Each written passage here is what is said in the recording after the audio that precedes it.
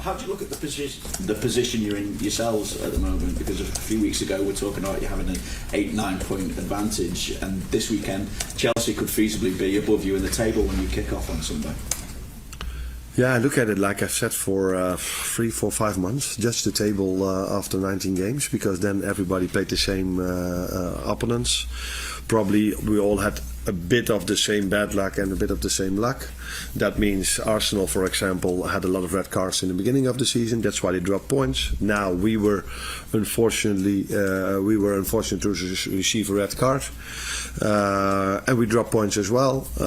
We still have Tottenham away, which were games that I compare now with Arsenal had to play in the beginning of the season.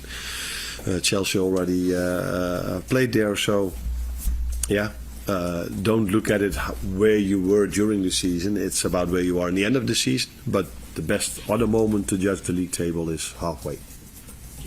I think last night in the game against Manchester United, as far as Spurs were concerned, we saw the good, the bad and the ugly. Is it difficult to know what to expect from Spurs sometimes, because they can be so inconsistent at times? They are consistent in their playing style and what they want, and for me they're sometimes a bit unlucky as well, because what happened yesterday, they dominated the game. They're always they always like to attack. So sometimes he plays with three attackers, then with 2 attacking midfields. The fullbacks join so much and join the attack so much. So they're always there. And yesterday, for me, they were so unlucky. So people say, why do you bring the ball out from the back? Because they lost the ball. And the second one, the goalkeeper wanted to kick it away, which is what everybody wants then. But it's still a goal. For free, I don't think there are many season ticket holders in the country that are that can say that they watch so many great games. Maybe the ones at Liverpool, but. Yeah, I think it's a privilege to be a season ticket holder at Tottenham. It's a privilege to be fan of them at the moment, because they play such a great style. And it's not like since Ainge arrived, they don't win anything anymore. Before that, they were not a club that won many things, but what they always won is the sympathy of the fans. In Europe, maybe also in England, I don't know, but definitely in Europe, because of the style of play they had. And that is something which you must not underestimate. If I think about Spurs, I think about the shirt, I think about the playing style, about their identity, about certain players. And for me, he brought that back completely. Ange said in an interview last week that he thinks football management is the hardest job in the world, maybe even harder than being the Prime Minister. What do you think of that? I've said so many positive things now about him and his style that if I say another thing, it seems like I'm his agent. But I also like the way he presents himself in the media. He always finds a different way of saying things. So I heard this remark about him saying that we are judged every weekend, and the Prime Minister only been judged once every 3 or 4 years. Although in Holland, after a year we already have new elections the last few years. I think it's right that people talk more about the decisions managers make than the decisions a Prime Minister make. That is definitely true. But it's also true that the decisions the Prime Minister have to make are a bit more important than the ones we have to make. At a busy time of the year, how good is it to have somebody like Harvey Elliott now back fit and playing, and being able to play in slightly different roles as well within a game? How much of a boost is that for you at the moment?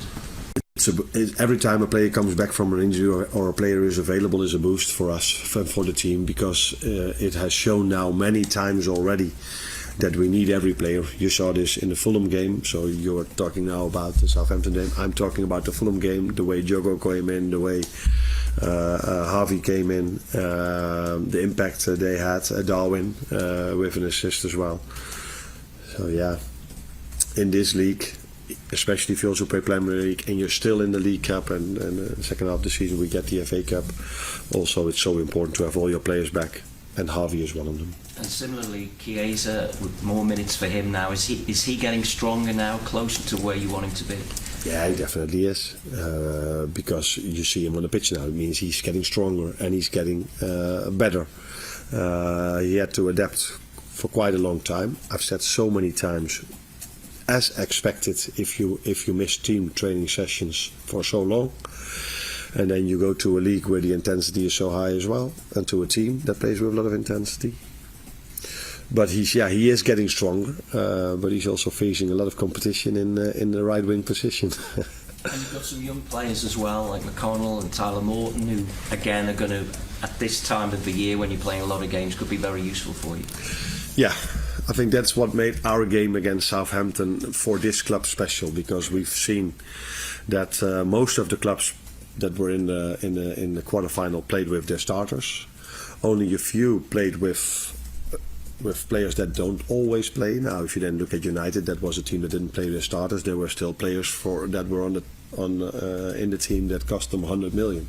With us, if we don't play the starters, you see academy players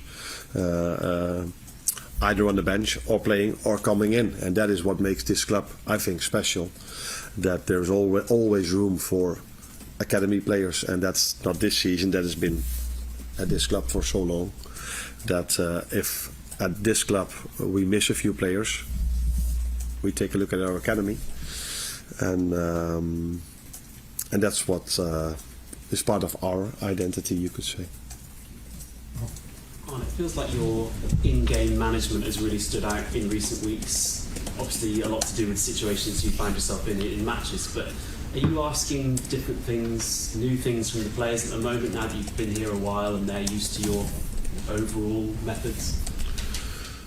I don't think new things. I think it's constantly getting them aware of the same things and coming back to this every time. So sometimes you have a lot of attention for our attacking play, final third play or build up, and then you feel like we have to work on our defense again, and then after 3 or 4 weeks you feel like now it's time to talk about build up or a final third again. So it's just getting the message across as much as we can, because it's normal, not only with football players but with my children as well. If you don't tell them a few things regularly enough, they tend to forget these things, so that's why this constant repetition is so important for a team.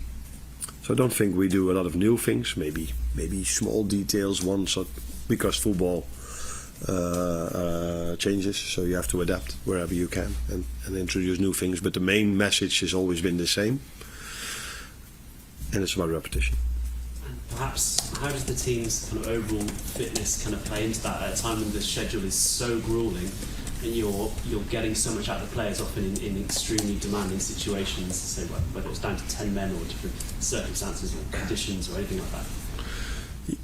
And the question is? Just kind of whether the nick that the team is in at the moment is allowing you to get so much out of them at such a difficult, gruelling time. Yeah, but I think that has been like this for all the months that we've worked together.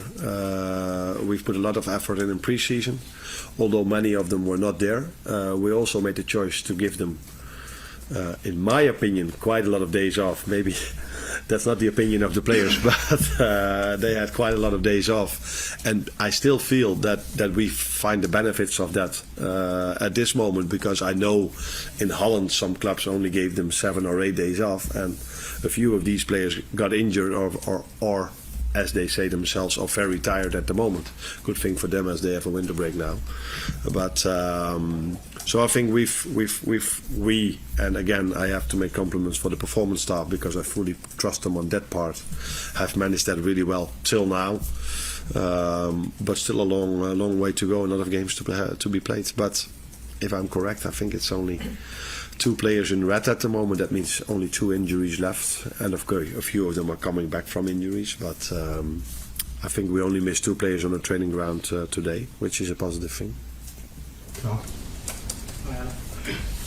in interviews this week, Trent has spoken about wanting to build a legacy that means that when he finishes his career he'll be remembered as the best right back.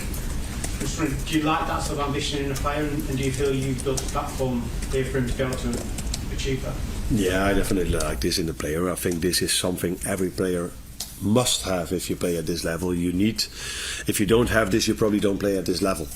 As long as they understand that they need the team to be special as an individual, as long as they put the team first, and as a result of that be special themselves, and that is what they all do, including Trent.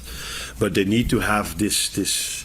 All the top players have this. They want to be special. They want to be the best. If that's not what you have, I think it's so hard to put the effort in. We were just talking about to stay fit, to play, to be good every 3 days, because okay, you always see them during the game, and then you probably feel like, oh, what a life these players have. And that is true. They have a great life, but they have to put a lot of work in to be able to be at their best every 3 days.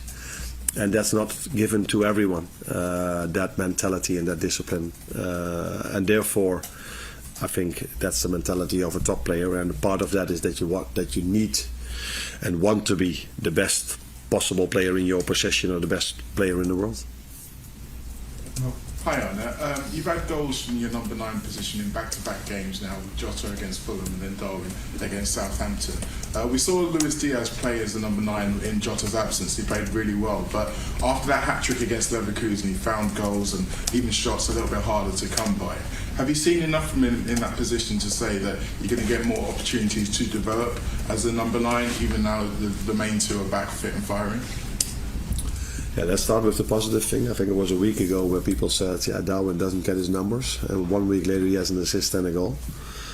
Then you said, and mostly you're correct, but then you said, yeah, Jota as a 9 scored a goal. I think he came in as a midfielder, okay, because Darwin was the 9 at that moment, but he is also a 9 for us. So Lucio can play for sure in that position. He's done that very well for us. I think he's played there a few times, not that many. I think Girona, he played on the left. So I think after the Leverkusen game, he maybe played more games as a winger than as a 9. But he can play there, and we've got more options to play as a 9, like you just said, Darwin and Diogo as well. But Lucio is definitely part of that position as well.